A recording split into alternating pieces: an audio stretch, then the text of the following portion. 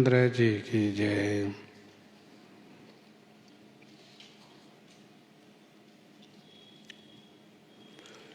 गोस्वामी जी महाराज पूर्व प्रसंग में वर्णन किए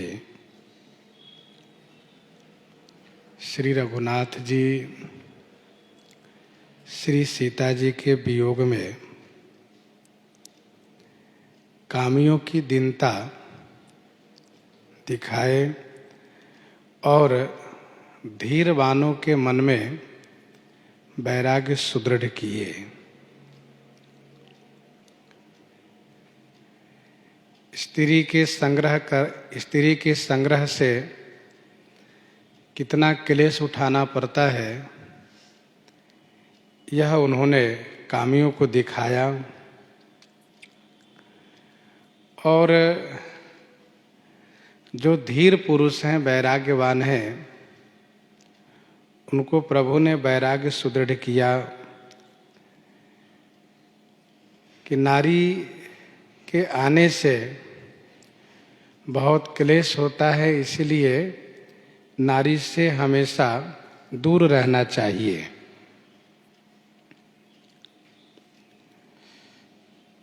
इसी अरण्य कांड के प्रसंग में भगवान श्री राम देवर्षि नारद जी को नारियों से अलग रहने के लिए उपदेश करते हैं और स्वयं नारी के लिए विलाप भी करते हैं। इसी संदर्भ में भगवान शिव कहते हैं कि देवी पार्वती, जिन्हें श्री राम जी की दया होने से क्रोध, मनोज, लोभ, मद और माया का निवारण हो जाता है, भला उन श्री राम जी को ये कामादि विकार छू भी कैसे सकते?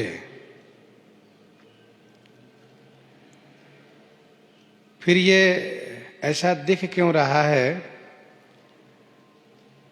तो भगवान शिव कहते हैं कि श्री राम जी लीला कर रहे हैं। लीला के माध्यम से अलग अलग लोगों को शिक्षा दे रहे हैं। श्री राम जी की दया होने से क्रोध, मनोज माने काम, लोभ, मद और माया की निवृत्ति होती है, तो वह दया होगी कैसे? श्री राम जी की दया हम पर होगी कैसे? तो इस संदर्भ में मानसकार कहते हैं कि श्री राम जी की भक्ति करने से राम भगति निरुपम निरुपाधि बसई जासूर सदा अबाधी तेहि बिलो की माया सकुचाई करि न सकई कछु निज प्रभुताई।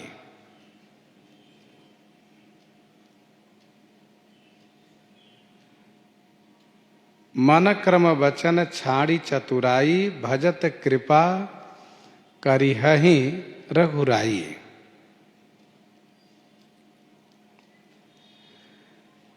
आगे भी गोस्वामी जी ने कहा कि तब लगी हृदय बसत खलनाना लोभ मोह मच्छर मद माना जब लगी उर न बसत रघुनाथा धरे चाप सायक कटि भाथा।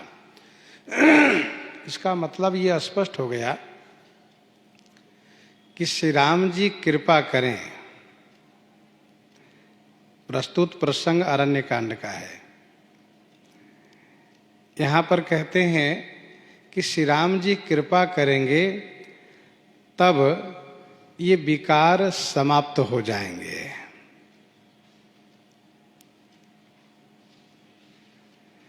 किष्किंधा कांड में महाराज सुग्रीव कहते हैं, अतिशय प्रबल देव तव माया छूट ही राम करहु जो दाया। आप जब तक कृपा नहीं करेंगे तब तक इन विकारों से, इन माया से निवृत्ति संभव नहीं है। और सुंदर कांड की पंक्ति आपने सुनी है, तब लगी हृदय बसत खल नाना। तो श्री राम जी श्री सीता जी के वियोग में विकल हैं, श्री सीता जी की खोज कर रहे हैं। और ये प्रसंग अरण्य कांड से लेकर सुंदर कांड तक प्रस्तुत है, वर्णित है यह प्रसंग। गोस्वामी जी महाराज इस बात को लेकर के बिल्कुल स्पष्ट कर दे रहे हैं कि श्री राम जी में कोई विकार नहीं है। श्री राम जी निर्विकार हैं, क्योंकि वे ब्रह्म हैं, सच्चिदानंद घन है। उनमें जो विकार देखा जा रहा है वह केवल लीला मात्र के लिए है। जिस प्रकार से रंगमंच पर एक मनुष्य जिस वेश में वहां उपस्थित होता है उसी के अनुरूप वह बोलता है, चलता है, बैठता है, हंसता है व रोता है। उसकी सारी क्रिया उस वेश के अनुरूप होती है। इसका मतलब यह नहीं कि वह व्यक्ति वही है। जैसे कि मान लो कोई एक व्यक्ति राजा हरिश्चंद्र का अभिनय कर रहा है, तो वह राजा के जैसे वेशभूषा में रंगमंच पर बैठता है, बिल्कुल उन्हीं के अनुरूप सभी कला को प्रस्तुत करता है, देखने वाले को बड़ा अच्छा लगता है। इसका मतलब वह व्यक्ति हरिश्चंद्र नहीं हो गया है। वैसे ही श्री राम जी कामी की दीनता जो प्रस्तुत कर रहे हैं, कामियों की दीनता, कामी जैसे बिलख रहे हैं, यही विधि खोजत बिलपत स्वामी मनहु महा बिरही अति कामी। तो वो केवल उनकी लीला है, न कि श्री राम जी कामी हो गए। श्री राम जी तो पूर्ण काम है, वे कामी नहीं होते।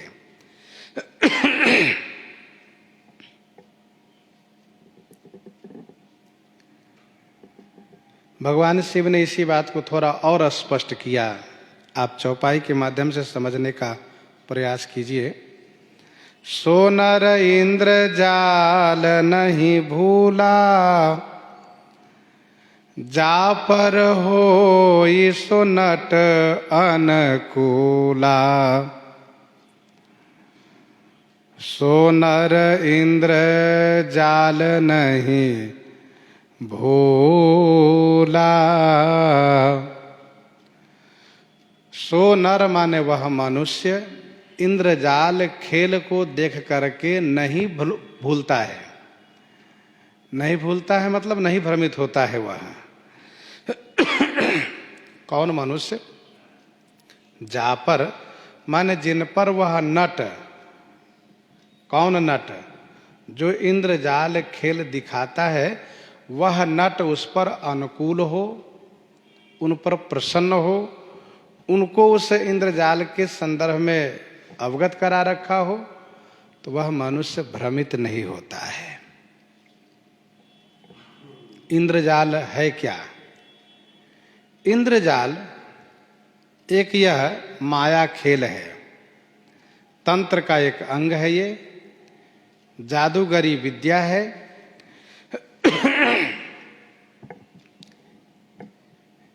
इसमें बड़ा विचित्र खेल दिखाया जाता है। शरीर के अंगों को अलग अलग करके दिखाया जाता है। हाथ अलग कर दिए गए, पांव अलग कर दिए गए, और फिर इसके बाद खेल समापन होने के बाद उसको जोड़ दिया गया, जोड़ दिए। तब ना कोई उसके ऊपर पुलिस केस करता है कि इसने हत्या कर दी है, और नहीं कोई उसको लेकर के बवाल होता है, बल्कि सब लोग ये जानते हैं कि इनका ये खेल है। फिर भी जब वह नट, वह जो जादूगर है, जब इंद्रजाल खेल फैलाता है तो सभी लोग चक्कर में आ जाते हैं, सब भ्रमित हो जाती है, हुआ कैसे, समझ के बाहर होता है वह सभी खेल। लेकिन उनके साथ में रहने वाले जो लोग हैं उनको पता है कि ये तो रोज का काम है, रोज खेल दिखाया जाता है, ना कोई मरता है, ना कोई रक्तपात होता है, कहीं कुछ नहीं है, तो दिखाया जाता है। तो जादूगर है तो विद्या है।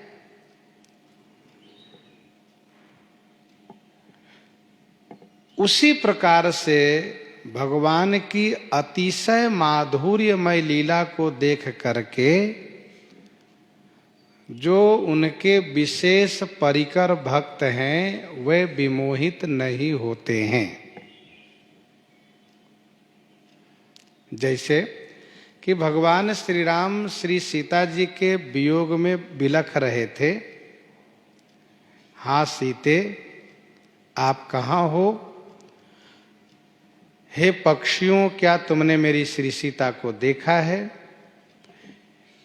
हे वृक्ष के डालियों क्या तुमने देखा है। उसी वक्त जब भगवान शंकर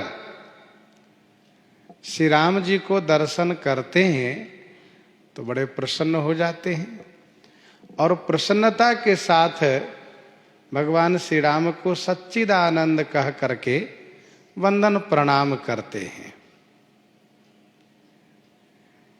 मानो श्री राम जी का इंद्रजाल वो खेल है, एक उदाहरण के तौर पर, और भगवान शिव उनके ही परिकर से हैं, इसलिए वे भ्रमित नहीं हुए।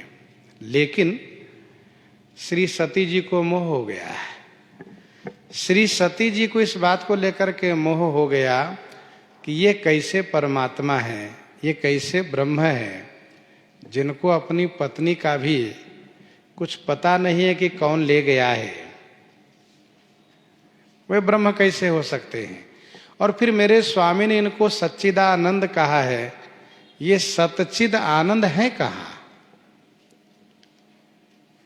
तो ये बालकांड का प्रसंग है, हम लोग श्रवण किए हैं। कहने का अभिप्राय ये है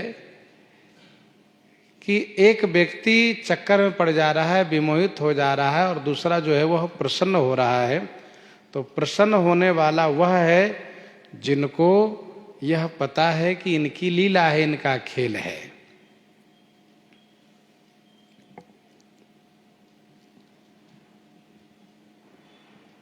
अब कोई यह कहता हो यदि कि इंद्रजाल खेल तो झूठा होता है, तो क्या श्री राम जी का चरित्र भी झूठा है? तो भगवान शिव कहते हैं इस चक्कर में मत पड़ो कि श्री राम जी का चरित्र झूठा है। तो भगवान शिव कहते हैं कि श्री राम जी का भजन करो, अस विचारी सब, अस विचारी जो तज्ञ विरागी, राम ही भजहि तर्क सब त्यागी। जो तत्ववेता हैं, विरागी हैं, वे केवल श्री राम जी को भजन करते हैं, लीला के आनंद लेते हैं। एक बात और समझ लेना चाहिए, इंद्रजाल खेल भले ही झूठा है, लेकिन जिस जगह पर दिखाया जा रहा है वह जगह सही है, सत्य है। परंतु भगवान श्री राम की लीला सत्य है, और जिस स्थान में दिखाया जा रहा है वह स्थान झूठा है। इतना अंतर जरूर है। वो कैसे? तो आगे कहते हैं, उमा कहूँ मैं अनुभव अपना सत हरि भजन, जगत सब सपना, उमा कहूँ मैं अनुभव अपना। हे उमा, मैं अपना अनुभव कहता हूँ, मैं अपना अनुभव कहता हूँ, औरों का नहीं। सबका अनुभव अपना अपना अलग अलग हुआ करता है। मैं अपना अनुभव कहता हूँ कि हरि भजन सत्य है और जगत सपना है। जगत सपने के समान है। भगवान शिव भगवती श्री पार्वती जी को संबोधित कर रहे हैं, उमा कहूं मैं अनुभव अपना। आप जब सती तन में थी तो आपको भारी आश्चर्य हुआ था, मोह हुआ था। खोजई सो की अज्ञ इव नारी, ज्ञान धाम श्रीपति असुरारी। खोजई सो की अज्ञ इव नारी, ज्ञान धाम श्रीपति असुरारी। भगवान शिव कहते हैं, देवी मैं अपना अनुभव कहता हूं, किसी और का नहीं, क्योंकि सबका अनुभव अलग अलग हुआ करता है। कोई कहते हैं कि मेरे अनुभव में जगत सत्य है, कोई कहते हैं झूठा है, कोई कहते हैं न झूठा है न सच्चा है, बीच का है। को कह झूठ सत्य कह को, जुगल प्रबल करी माने। तुलसीदास परिहरि तीन भ्रम सो आपन पहचाने।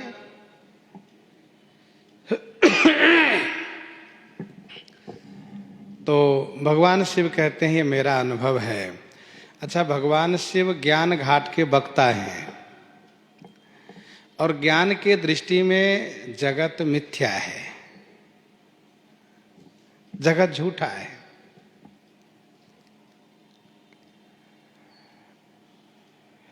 भक्तों की दृष्टि में भी जगत मिथ्या है, लेकिन थोड़ा सा अंतर है। भक्तों की दृष्टि में नानत्व रूप जगत मिथ्या है और श्री राम रूप, श्री सीताराम रूप जगत सत्य है। ये अंतर है। और ज्ञानियों की दृष्टि में जगत मिथ्या है। भगवान शिव कहते हैं ये मेरा अनुभव है कि श्री हरि का भजन सत्य है और बाकी जगत सपना है। ये मैंने अनुभव किया है। सपना, सपना कोई सही नहीं होता है। तमाम स्वप्न हम आप देखते हैं पर कोई सही नहीं होता है। वैसे ही जगत में जो दिखाई दे रहा है वह सही नहीं है। तो सही क्या है? भगवान शिव कहते हैं सही है भगवान का भजन।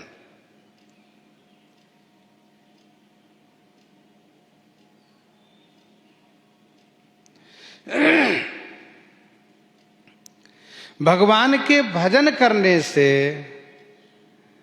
जगत का मिथ्यात्व समझ में आता है। जासु कृपा अस भ्रम मिट जाई, जासु कृपा अस भ्रम मिट जाई, गिरिजा सोई कृपाल रघुराई। तो अस भ्रम मिट जाई, कस भ्रम? तो जो सपने सिर काटे कोई, और बिनु जागे न दूरी दुख होई। सपने में देख रहा है कि मेरा सिर कोई काट रहा है,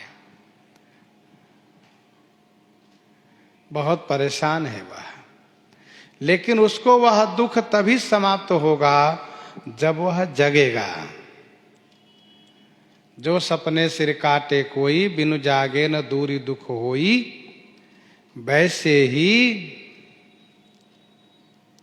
ये नानत्व रूप जगत जो हमें दुख दे रहा है, ये तभी समाप्त हो जाता है जब हम भगवान श्री राम को जान लेते हैं। जिन श्री राम जी की कृपा हम पर हो जाती है, जासु कृपा स भ्रम मिट जाई, गिर जासुई कृपाल रघुराई। जिस प्रकार से जगने के बाद सपने वाली बात समाप्त हो गई,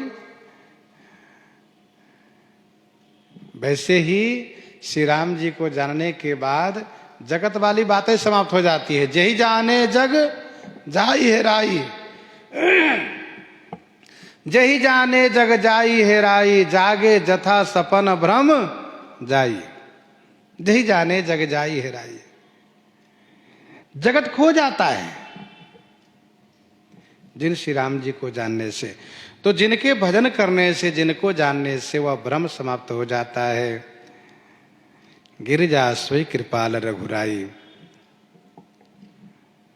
अच्छा, सपने में कोई बहुत दुखी हो रहा है तो उस दुख से निवृत्ति का दो उपाय है। या तो वह स्वयं जग जाए, अथवा कोई जो उसके आस पड़ोस में सो रहा है और उसको पता चला कि अरे तो बहुत परेशान है, कुछ आवाज आ रही है, डरा हुआ सा दिख रहा है, चिल्ला रहा है, तो उसको वह जगाता है।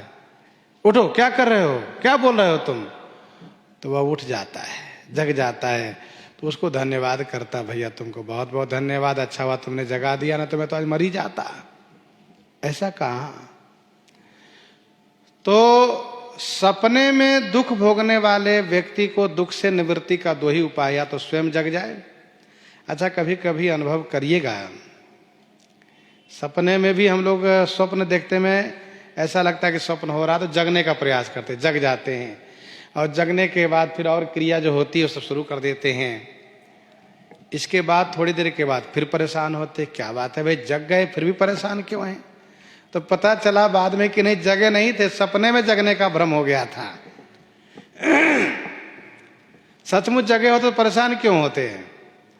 अच्छा, उस वक्त वह व्यक्ति जगने का बहुत प्रयास करता है, हाथ पांव हिलाता है, बहुत प्रयास करता है कि जग जाऊं तो इस कलेश से मुक्त हो जाऊं, लेकिन जग भी नहीं पाता है। यहां पर समझने का दो विषय है, एक तो स्वयं जगना और दूसरे में कोई जगा दे। यहां स्वयं जगना है ज्ञान। संसार के क्लेश से मुक्त होने के लिए भगवत कृपा से, ठाकुर जी की अनुकंपा से ज्ञान हो जाए, ये जगना है। ज्ञान में स्वयं जगता है व्यक्ति।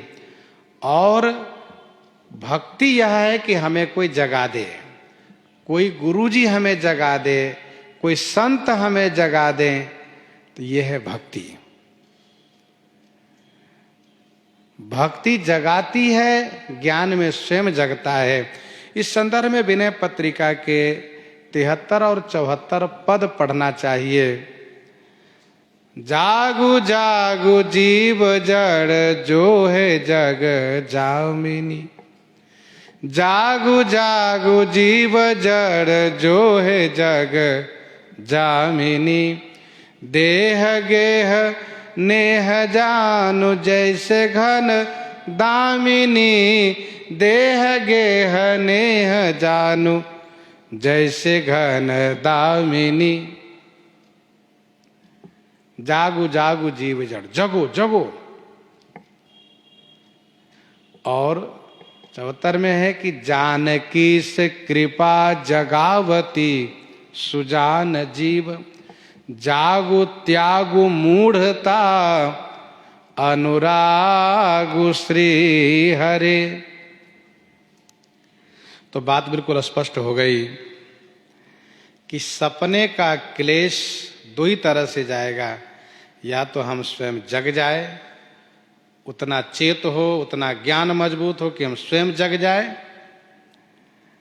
अथवा हमें कोई पड़ोसी आकर के, कोई साथ वाले आकर जगा दे कि भैया उठो, तुम बड़े परेशान दिख रहे हो, उठो। उसी प्रकार से नानत्व रूप जगत में जो हम क्लेशित हो रहे हैं, कभी उनसे कभी उनसे कभी उनसे, अनेक प्रकार से जो क्लेशित हो रहे हैं, सपने में केवल दुख ही नहीं होता, सुख भी होता है। तो वैसे ही जगत में कहीं किसी से अच्छा लग रहा है, किसी से बुरा लग रहा है, कोई मित्र बन रहे हैं, कोई शत्रु बन रहे हैं, कहीं लाभ हो रहा है, कहीं हानि हो रही है, कहीं मिल रहे हैं, कहीं बिछुड़ रहे हैं। ये चल रहा है जगत में। इससे जगने के लिए दो ही उपाय है, या तो ज्ञान हो जाए कि अरे भैया ये सब तो बस यूं ही है, ये सब यूं ही होता रहता है, क्रम चलता रहेगा। ये हम तो भगवान के अंश हैं, ईश्वर अंश, जीव अविनाशी। हमारा जो कर्तव्य है भगवान को भजन करना चाहिए, यह ज्ञान आ जाए। अथवा कोई संत, कोई सदगुरुदेव जगावें, क्या मोह ममता में पड़े रहते हो, परेशान रहते हो, अरे इनसे मन हटाओ, भगवान का भजन करो। देखो ये जो भी दिखाई दे रहे हैं सब स्वार्थ के साथी है। तुम्हारे पास कुछ है तो सब लोग मानते हैं, कुछ नहीं रहेगा तो कोई नहीं मानेंगे। इसलिए तुम ये काम करो कि आत्म कल्याण के लिए भजन करो, भगवान को भजो, इनसे मुक्त हो जाओ, यही उपाय है। तो भगवान शिव कहते हैं, उमा कहूँ मैं अनुभव अपना, सत हरि भजन जगत सब सपना। पुनि प्रभु गए सरोवर तीरा, पंपा नाम सुभग गंभीरा। पुनि प्रभु गए सरोवर तीरा। अब गोस्वामी जी कहते हैं कि पुनि माने फिर, प्रभु पंपा नाम सुभग गंभीरा सरोवर तीरा गए। श्री राम जी पंपा नाम के, सुभग माने सुंदर, बहिरंग दृष्टि से सुंदर, स्वच्छ, बढ़िया, फूल फलदार पौधों से संपन्न, चारों तरफ तालाब के, पशु पक्षियों से युक्त, गंभीर माने अंतरंग दृष्टि से अर्थात गंभीर, गंभीरा माने गहरा सरोवर है, उसी सरोवर के तीर पर गए। श्री राम जी पंपा सरोवर पर गए। संत महापुरुषों ने कहा कि पंपा नाम के नदी भी निकली है सरोवर से। देखिए कुछ सरोवर की प्रसिद्धि है भारत देश में, जैसे कि पंपा सरोवर, मान सरोवर, बिंद सरोवर, नारायण सरोवर। ये तालाब है लेकिन इनकी बड़ी प्रसिद्धि है, और यहाँ जाने से, इसमें स्नान आदि करने से, स्नान पान करने से मनुष्य पाप से मुक्त हो जाता है। तो पंपा सरोवर, नारायण सरोवर, बिंद सरोवर, मान सरोवर, इन 4 सरोवर की प्रसिद्धि है। पंपा सरोवर किष्किंधा में है।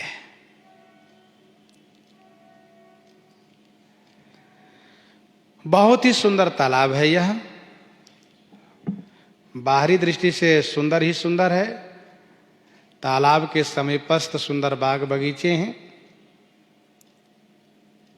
वाटिका है, और यह तालाब बहुत गहरा है, इसका जल स्वच्छ है।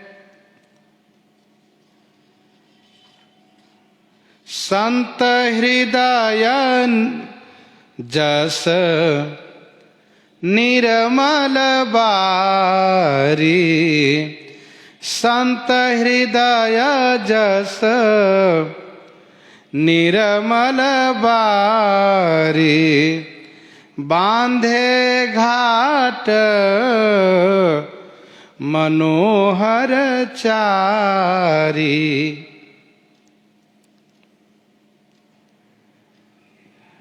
बारी निर्मल है, बारी माने जल, पानी निर्मल है। कैसे निर्मल है? तो श्री राम जी कहते हैं संत हृदय जस निर्मल बारी। संत के निर्मल हृदय जैसा इस तालाब का, पंपा सरोवर का निर्मल जल है। मन को हरने वाला 4 घाट बंधा हुआ है, इसमें 4 घाट है। और ध्यान दीजिएगा, श्री राम कथा की प्रस्तुति में, श्री राम कथा की प्रस्तुति में गोस्वामी श्री तुलसीदास जी ने भी एक सरोवर को देखा, मन के दृष्टि से देखा, और उस सरोवर को मान सरोवर से उपमित किया, और उसी में 4 घाट को देखा, और चारों घाट पर 4 वक्ता बैठे हुए दिखाई दिए। एक पर श्री शंकर भगवान, एक पर श्री याज्ञवल्क्य जी, एक पर श्री काकभूषुंडी जी। तो 3 घाट पर 3 वक्ता दिखाई दिए। चौथे घाट पर गोस्वामी जी ने देखा ये खाली है, स्वयं बैठ गए, और चारों घाट से श्री राम जस रूपी जल को प्रवाहित करना शुरू करा है। जो श्री राम कथा रूपी श्री सरजू प्रवाहित होकर के जन जन को कल्याण कर रही हैं श्रीमद् रामचरितमानस जी के द्वारा। ध्यान दीजिएगा, यहाँ पर इस तालाब की विशेषता यह है कि यह गहरा है, गंभीर है, और दूसरी विशेषता यह है कि इसका जल बिल्कुल निर्मल है, स्वच्छ है। इतना स्वच्छ है कि बिल्कुल नीचे तल तक दिख रहा है। इतना निर्मल जल है कि नीचे तल दिख रहा है, नीचे वाला तल तक।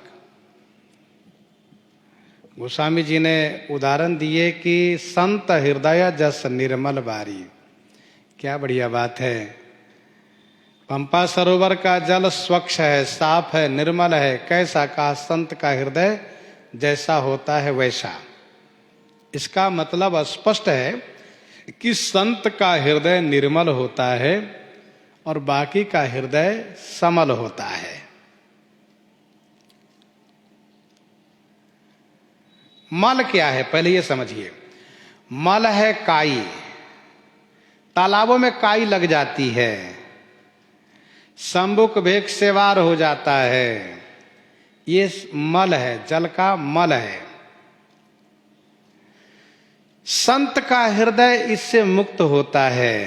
काई विषय मुकुर मन लागी। यहां विषय रूपी काई नहीं है, काई विषय, मुकुर मन लागी।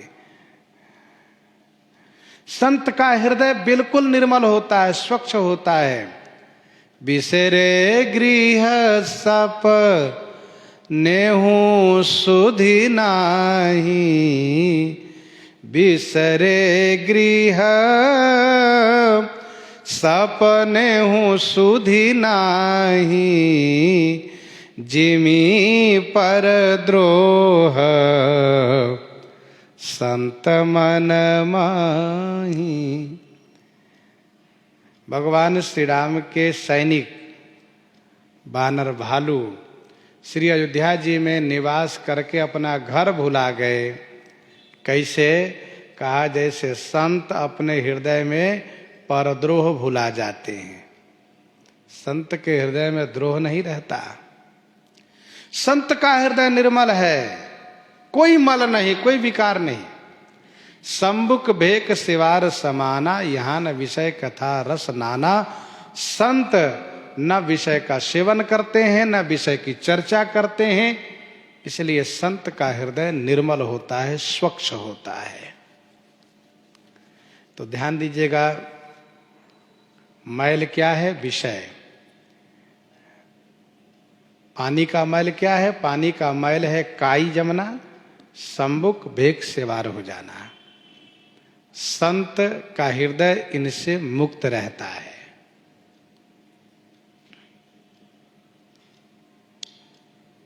बांधे घाट मनोहर चारी। 4 घाट बंधे हुए हैं। जिसमें कि सभी लोग इस सरोवर के पानी का उपयोग कर सके। जो दिव्यांग है वे लोग भी इसमें आसानी से पानी का लाभ ले सके, जल का लाभ ले सके। इसलिए इसमें एक गौ घाट बंधा हुआ है जिसमें कि पशु भी जाकर के पानी पी सकते हैं। जिनके पांव का अभाव है वे भी जाकर पानी पी सकते हैं, नहा सकते हैं। तो बाकी कर्म घाट है, ज्ञान घाट है, उपासना घाट है, और गौ घाट का मतलब जो प्रपत्ति घाट है, शरणागति घाट है। 4 घाट बंधे हुए हैं।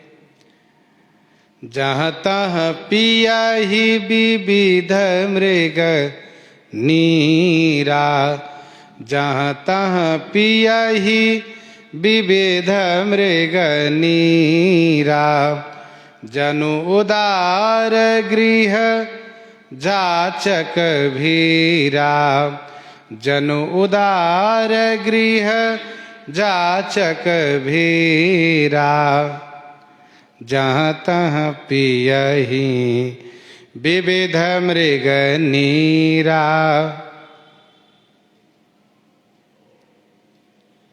जहाँ तहाँ विविध मृग नीरा पियहि, जहाँ तहाँ विविध मृग माने अनेक पशु पंपा सरोवर के जल पान कर रहे हैं, पानी पी रहे हैं।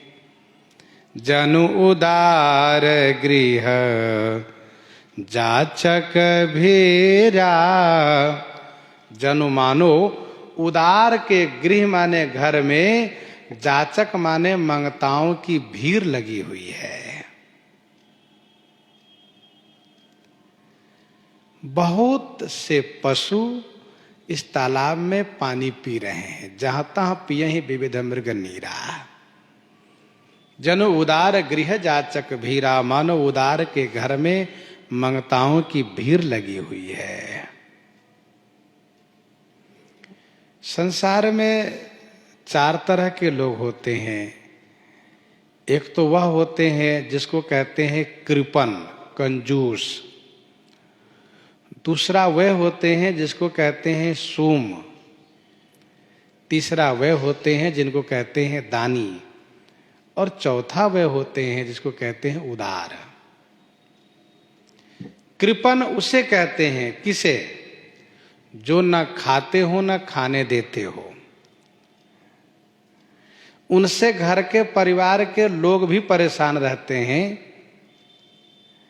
क्योंकि वे केवल संग्रह करते हैं, न उसका उपयोग करते हैं, न उपयोग करने देते हैं। धन को संजो करके रखते हैं, वे कृपण कहलाते हैं, कंजूस। सूम उसे कहते हैं जो किसी को नहीं देते पर स्वयं खाते हैं। किसी को नहीं देते। किसी को कहने का मतलब यह है कि वह परिवार के सदस्यों को भी देना नहीं चाहते, अकेले पेटू राम बन के रहते हैं। अपने लिए सारी सुविधा, सारी व्यवस्था होनी चाहिए, परिवार के अन्य सदस्य को भी नहीं देते। ऐसे लोग सूम होते हैं। दानी वे होते हैं जो स्वयं खाते हैं, परिवार को भी खिलाते हैं और समय से दान करते हैं। अमावस को, पूर्णिमा को, विशेष पर्व तिथि पर दान करते हैं। अथवा रोज दान करते भी हैं तो एक समय से दान करते हैं। जैसे कि इतना बज के इतने मिनट से इतने बजे तक आपको मिलेगा। 9 बजे से 10 बजे के बीच दिया जाएगा तो न तो 8:45 बजे मिलेगा, न 10:15 में मिलेगा, उसी घंटे के अंदर मिलेगा। तो दानी है। और उदार वह है कौन? जो अपने में उपयोग कम करते हैं, स्वयं कम खाते हैं, स्वयं कम प्रयोग करते हैं, औरों में लगाए रहते, लुटाते रहते हैं। अर्थात औरों को दिया करते हैं और उनको बड़ा अच्छा लगता है कि ये सब उनको होना चाहिए, उनको देना चाहिए, उनको देना चाहिए। ये उदार है।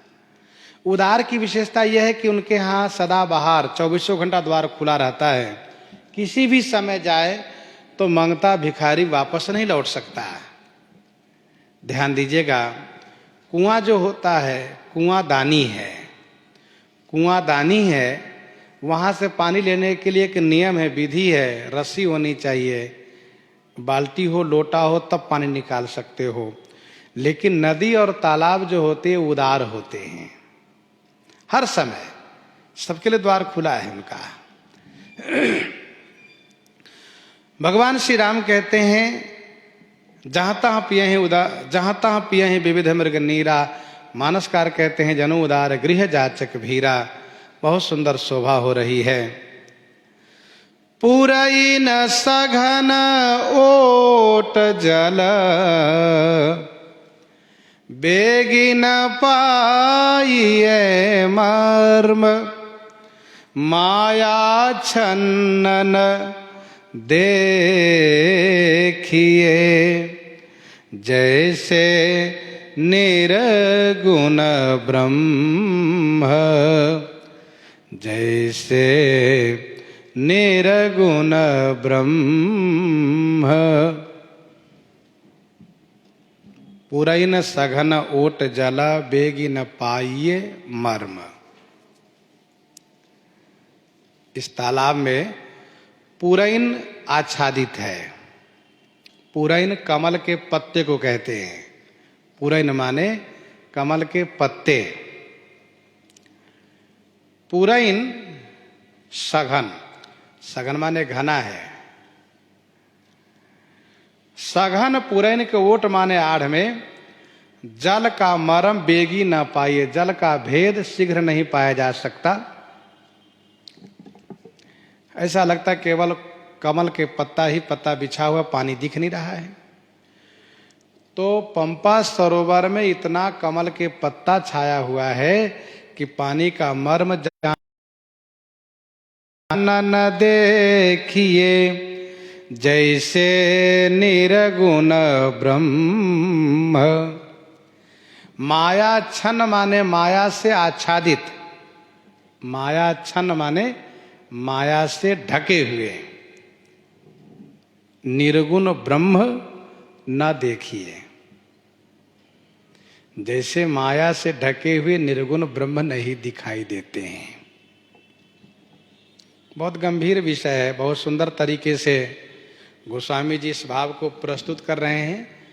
पंपा सरोवर की शोभा को वर्णन कर रहे हैं, क्योंकि श्री राम जी शोभा देख रहे हैं और गोस्वामी श्री तुलसीदास जी महाराज इस शोभा को वर्णन कर रहे हैं।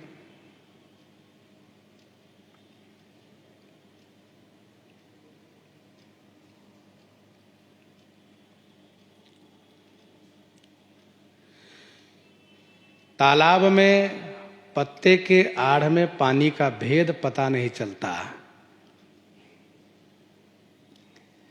वैसे ही निर्गुण ब्रह्म माया के आड़ में है, इसलिए उनको जाना नहीं जा सकता, वे दिखाई नहीं देते।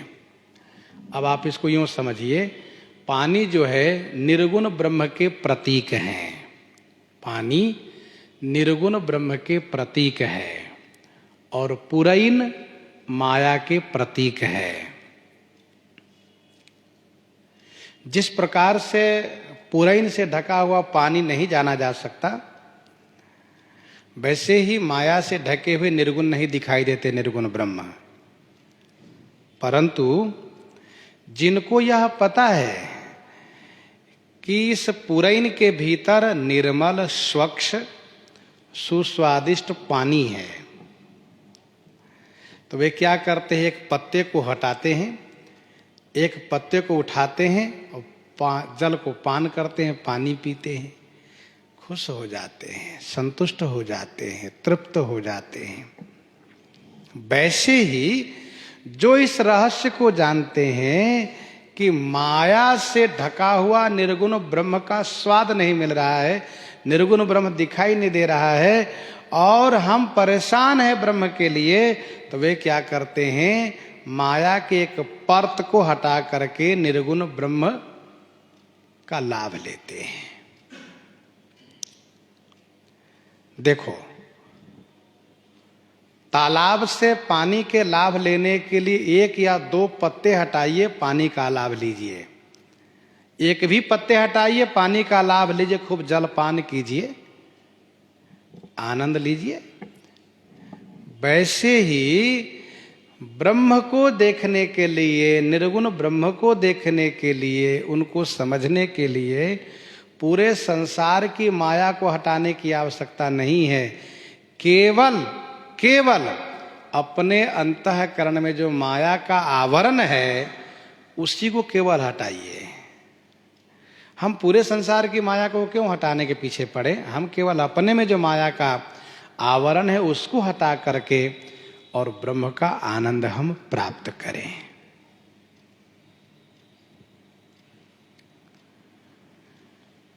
ये माया है क्या? माया है मैं और मोर तोरते माया, जही बस कीन्हे जीव निकाया।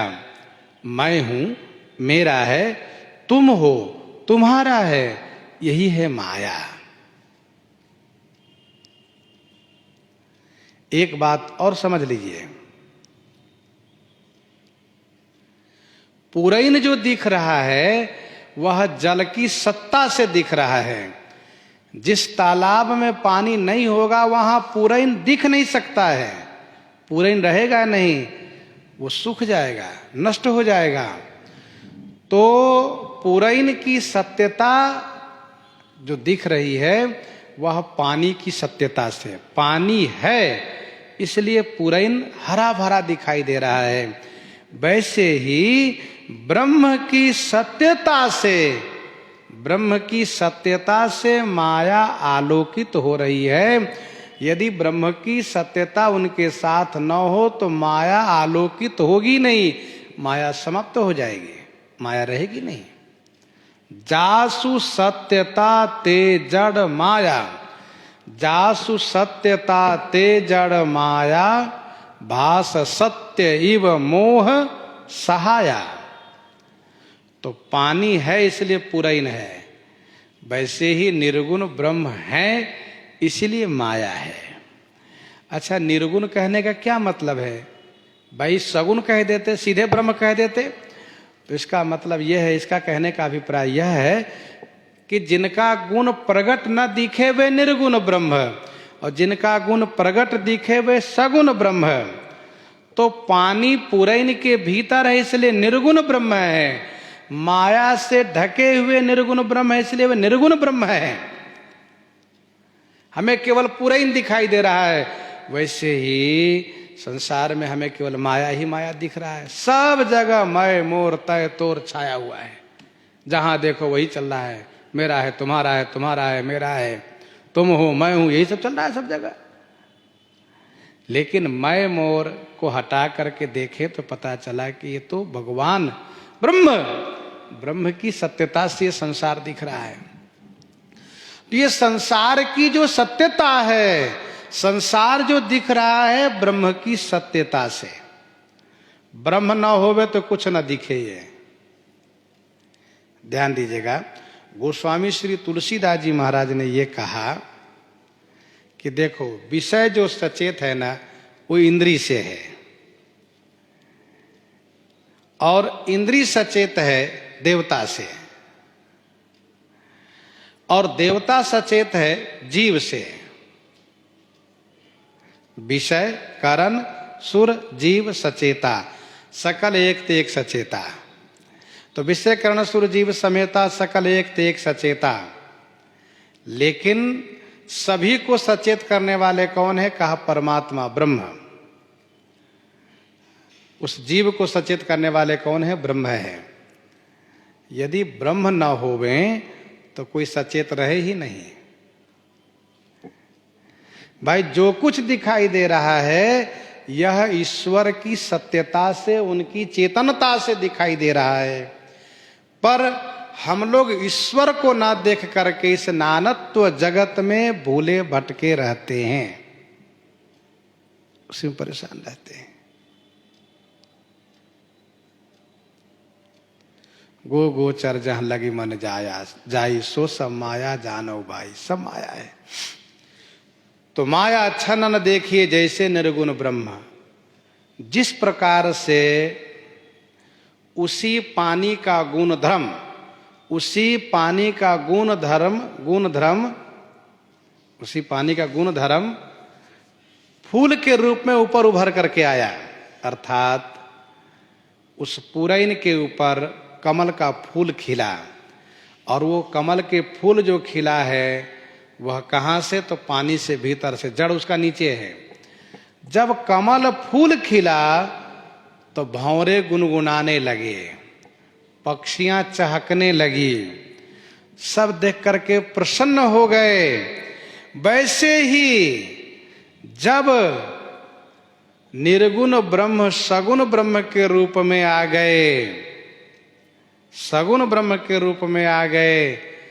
तब सबको आनंद प्राप्त होने लगा। फूले कमल सोह सर कैसा, निर्गुण ब्रह्म सगुण भय जैसा।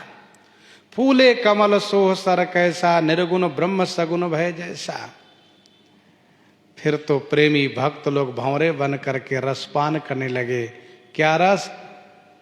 रूप माधुरी छवि रूपी रस का पान करने लगे, गुनगुनाने लगे। पक्षियां सुंदर चहकने लगी, मुनि लोग, देवता लोग सब आनंद उत्सव मनाने लगे।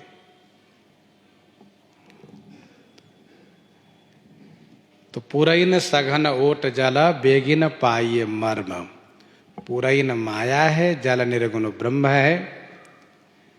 जिस प्रकार से पुरैन के ओट में, आड़ में जल का पता भेद नहीं चलता, वैसे माया के आड़ में निर्गुण ब्रह्म का भेद नहीं पता चलता।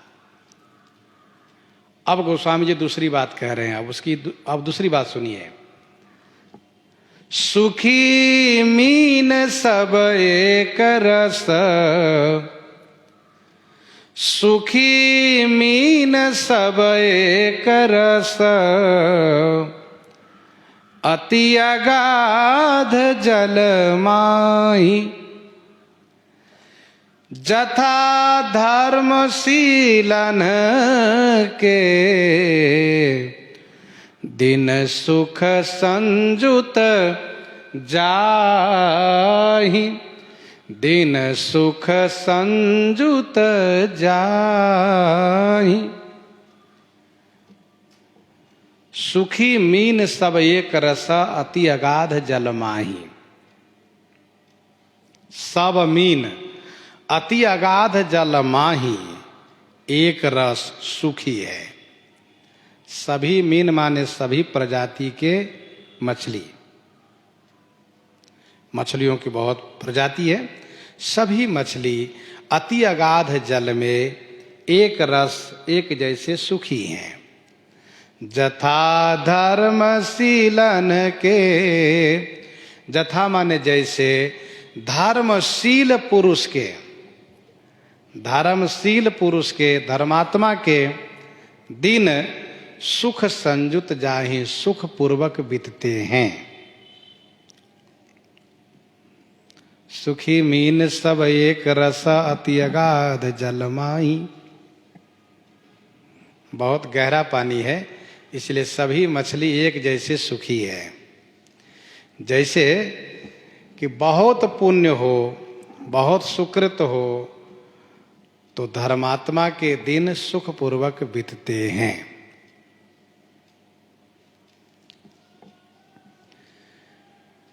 कुछ लोग थोड़ा बहुत धर्म कर्म करते हैं तो कहते देखो धर्म कर रहे हैं तो दुख मिल रहा है, और वो सामने वाला व्यक्ति पाप कर रहा है तो उसको सुख मिल रहा है। इस बात को समझना पड़ेगा। जो धर्म पथ पर कितने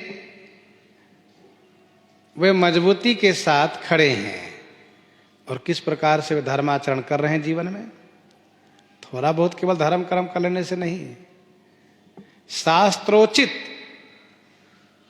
शास्त्र विधान से जिनका जीवन पूरा धर्ममय हो, तो उनके जीवन में दुख आ ही नहीं सकता है। सुख ही सुख आएगा। पुण्य पुरुष का मही सुख छाइए, ये सत्य है। अब रही बात कि धर्म पूर्वक जीवन कैसे यापन हो, तो मानस जी से आप समझिए। वर्णाश्रम निज निज धर्म वर्णाश्रम निज निज धर्म, निरत वेद पथ लोग, चलहि सदा पावहि सुख ही, नहीं भय शोक न रोग। अब कोई ये बतावे कि हम कैसे कितना वर्णाश्रम धर्म को पालन कर रहे हैं, तब आगे बात करेगी कि हमारे जीवन में सुख क्यों नहीं आ रहा है। सो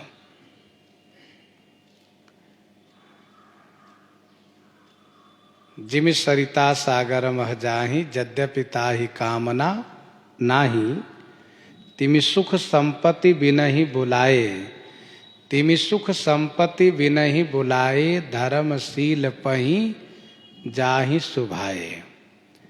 तिमि सुख संपत्ति बिनहि बुलाए, धर्मशील पहि जाहि सुभाए। सब दुख वर्जित, सब दुख वर्जित प्रजा सुखारी, धर्मशील सुंदर नर नारी। जीवन धर्ममय हो तो सुख अवश्य मिलेगा।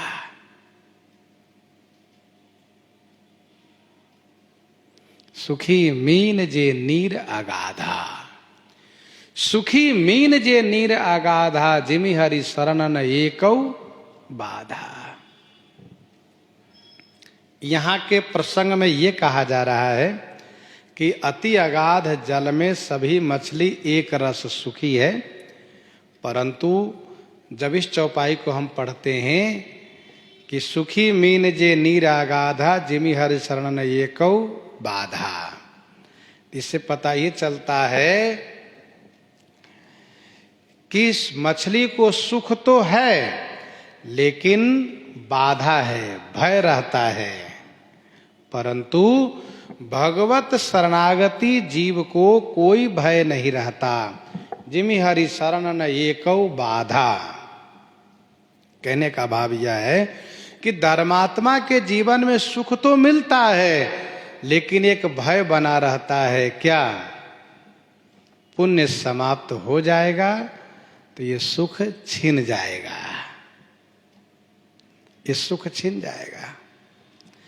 अच्छा, सुख भोगने वाले को यही डर सताता रहता है कहीं ऐसा न हो कि हमारा सुख न छिन जाए। मछलियां जल में सुखी है लेकिन उनको डर है कि कहीं बड़ी मछलियां हमको समाप्त न कर दें, खा न जाए कहीं। विनय पत्रिका 92 में गोस्वामी जी ने लिखा, जलचर वृंद जाल अंतर्गत, जलचर वृंद जाल अंतर्गत हो ही समिति एक पासा, जलचर वृंद जाल अंतर्गत हो ही समिति एक पासा, एक ही एक खात लालच बस नहीं देखत निज नासा, नहीं देखत निज नासा।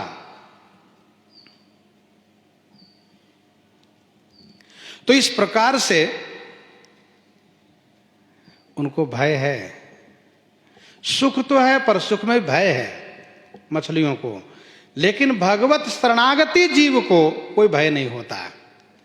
कहने का भाव यह है कि जो जीव सुकृत कर रहा है, पुण्य कमा रहा है, पुण्य से उनको सुख तो मिल रहा है लेकिन उनको डर बना हुआ है कि पुण्य क्षीण होने के बाद हमें पुनः कष्ट प्राप्त होगा। इसी बात को गीता जी कहती हैं। गीता जी के 9वें अध्याय के 21वां श्लोक में, तेतम भुक्त्वा स्वर्गलोकम विशालम, तेतम भुक्त्वा स्वर्गलोकम विशालम, क्षीणे पुण्य मर्तलोके विशंति। ये समस्या है। यहां पर प्रस्तुत प्रसंग में दर्शाया यह जा रहा है कि जिस प्रकार से अति अगाध जल में सब मछली एक रस सुखी है, वैसे धर्मशील पुरुष, धर्म पारायण व्यक्ति का दिन सुख में बीतता है, दुख में नहीं बीतता है। ये यहाँ पर कहने का अभिप्राय है। बिकसे सरसिज नाना रंगा, मधुर मुखर गुंजत बहु भृंगा, बिकसे सरसिज नाना रंगा, मधुर मुखर गुंजत बहु भृंगा। नाना रंगा सरसिज बिकसे, नाना रंगा माने अनेक रंग के, सरसिज माने कमल, बिकसे माने खिले हुए हैं। मधुर मुखर गुंजत बहु भृंगा, बहु भृंगा मधुर मुखर गुंजत, बहु भृंगा माने बहुत से भंवरे, मधुर मुखर माने शब्दों में, गुंजत माने गुंजार कर रहे हैं। बिकसे सरसिज नाना रंगा, कमल के अनेक रंग होते हैं, लाल पीत श्वेत श्याम, मानिक मरकत कुलिस पिरोजा, चीरी कोरी पची रचे सरोजा। बाल चरित चहुबंधु के बनज विपुल बहु रंग, नृपरानी परिजन सुकृत मधुकर बारी विहंग। तो पंपा सरोवर में अनेक रंग के कमल फूल खिले हुए हैं, कहीं लाल, कहीं पीले, कहीं श्वेत, कहीं श्याम, कमल खिले हैं। कमल खिलने के बाद भंवरे उस पर टूट पड़ते हैं, आनंदित हो जाते हैं।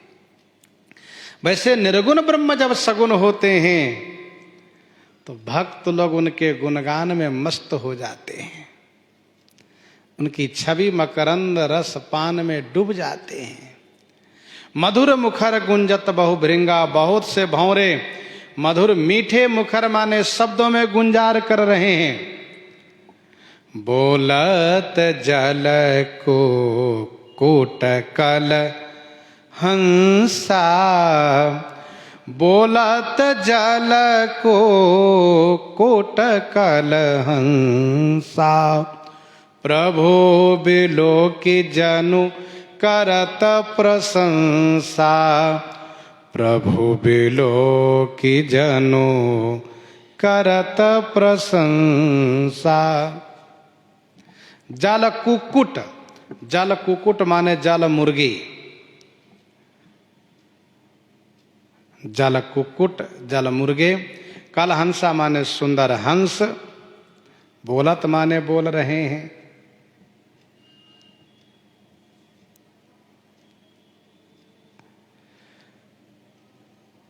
प्रभु बिलो की जनु करत प्रशंसा, मानो प्रभु को देख करके सब प्रशंसा कर रहे हैं। बोलत जल कुक्कुट कल हंसा, जल कुक्कुट और कल हंस सुंदर बोल रहे हैं, मानो प्रभु श्री राम जी को देख करके उनकी प्रशंसा कर रहे हैं। जब निर्गुण ब्रह्म सगुण ब्रह्म में परिणत हो जाते हैं, जब उनका गुण प्रकट होता है तो भक्त गुणगान करने लगते हैं। गीतावली बालकांड 36 पद में पढ़िए, बहुत बढ़िया गोस्वामी जी ने वहां दर्शाया है। बोलत खग निकर कह करके, चक्रवाक बक खग समुदायी, देखत बनई बरनी नहीं जाई, देखत बनई बरनी नहीं जाई। चकवे हैं, बगुला हैं, समुदाय खग समूह पक्षी हैं। गोस्वामी जी कहते हैं देखते ही बनता है, उसको वर्णन नहीं किया जा सकता। इस प्रकार से पंपा सरोवर के उस मनोहर दृश्य को गोस्वामी जी वर्णन कर रहे हैं। प्रसंग को हम आप यहीं पर हृदयांगम करते हैं। आइए श्रवण करते हैं श्री विनय पत्रिका से।